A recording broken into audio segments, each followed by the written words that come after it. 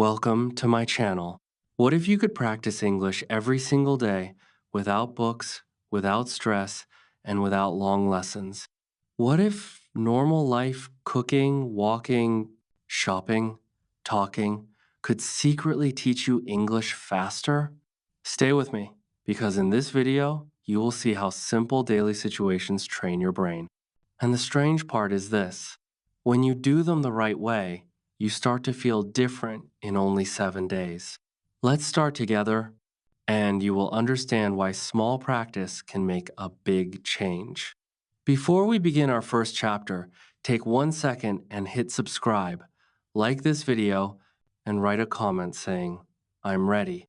This tells YouTube to show you more simple lessons like this, and it helps me make more videos that guide you step by step. And trust me, when you watch until the end, you will know exactly how to practice English every day, even if you are shy, busy, or learning alone. Chapter 1: The Daily English Mindset. English becomes easier when it stops feeling like school. That is the first idea. Most people think they need long notes, grammar rules, or big books. But here's the strange part: your brain learns faster when English is part of real life. Think about when you learned your first language. You didn't study, you listened, you copied, you lived with it.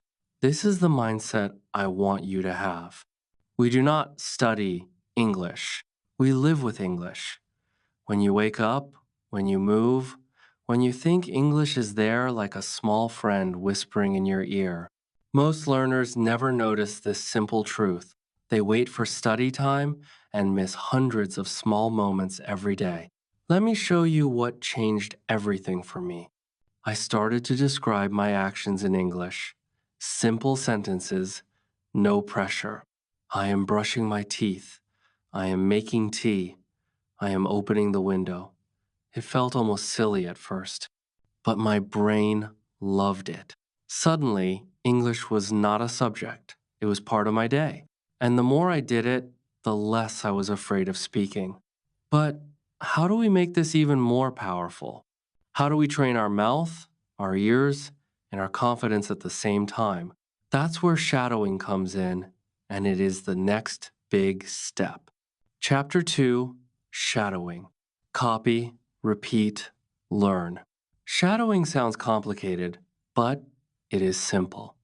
You listen to English and you copy it immediately.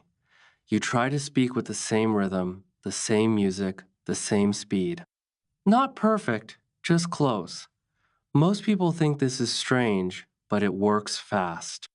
Your mouth learns new shapes. Your ears learn new sounds. Your brain learns new patterns. And here's the magic part: you do not translate in your head. You speak, you respond, you feel the language. Let me show you how to start. Find a short clip, maybe 10 seconds, a movie line, a podcast, a YouTube sentence. Play it. Listen. Then play it again and speak at the same time. You will make mistakes. Good. That means you are training. Most learners feel shy here, but remember, nobody is watching. This practice is private, and every time you shadow, you build confidence quietly inside. Now imagine this: you use shadowing in real situations. You copy the English you expect to hear at the store, on the bus, at the doctor, or with a friend. Suddenly, your brain is ready before the conversation begins. That is powerful. But here's the question: how do we bring shadowing into everyday life, even at home? Let's try it together in the next chapter. Chapter 3: Real Situation 1. At home. Your home is the safest place to practice English. There is no pressure, no audience, only you. But most people never use it. They wait for practice time and miss the whole day. So let's change that now. When you walk to the kitchen, shadow your thoughts. I am opening the fridge. I am cutting the vegetables.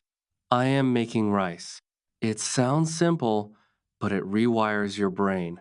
You are teaching it to think in English. And here's the surprising part. Your fluency grows when your sentences are easy, not difficult. When you clean the room, try it again.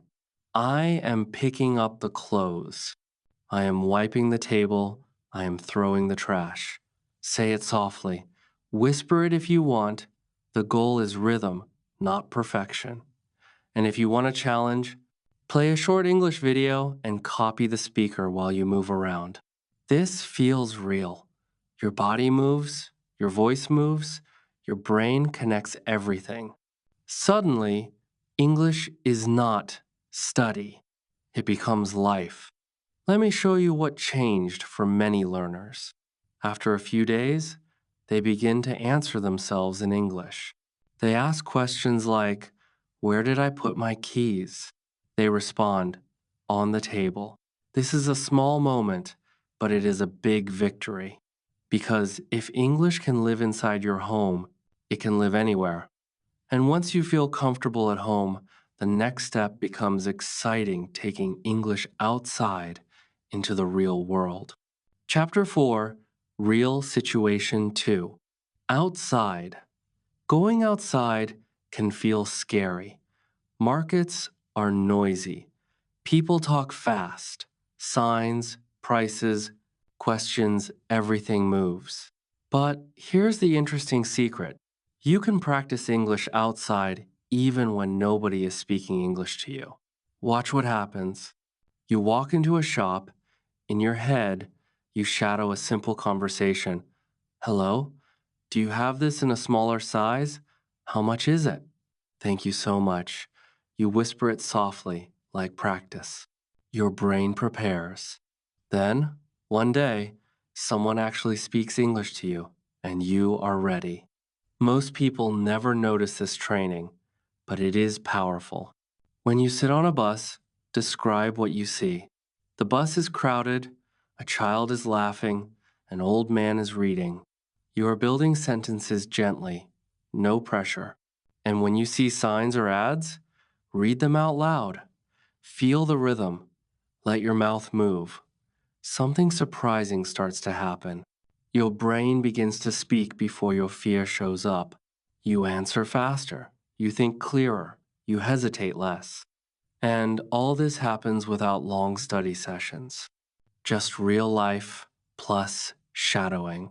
Now you may be thinking, will this really make a difference?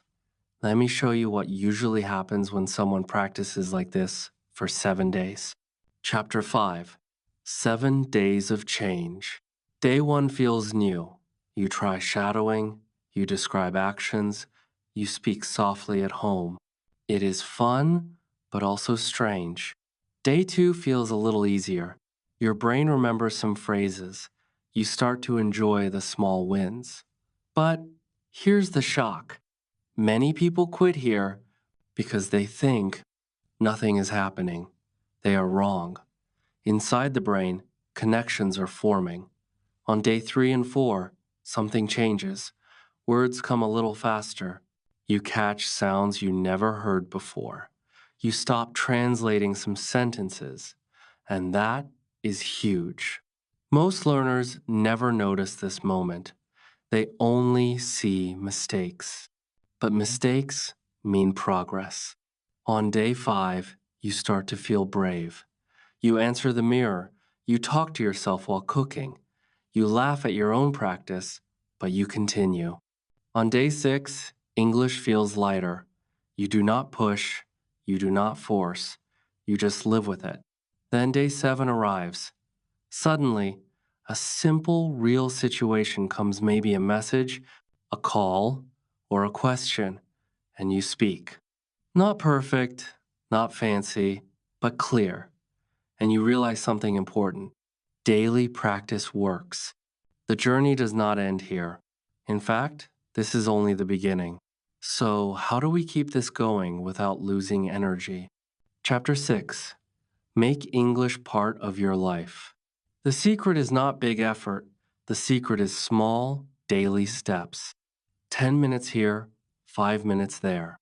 Everywhere you go, English walks with you. When you wake up, shadow a short clip. When you cook, describe your actions. When you are outside, imagine simple conversations. And when you make mistakes, smile.